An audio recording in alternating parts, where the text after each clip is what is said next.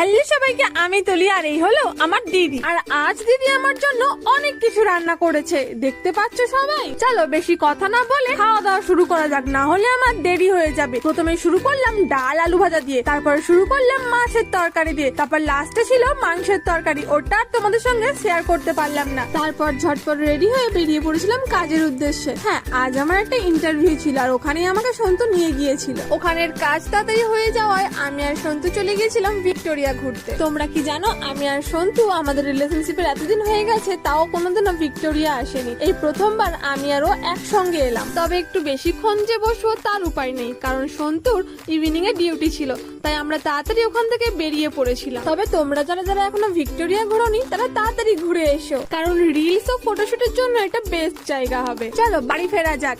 আমি চলে এসেছি এখন দিদিদের বাড়ি, আর এখন ছাদে বসে বসে আমরা খাচ্ছিলাম চা আর বিস্কুট। এবার দেখাবে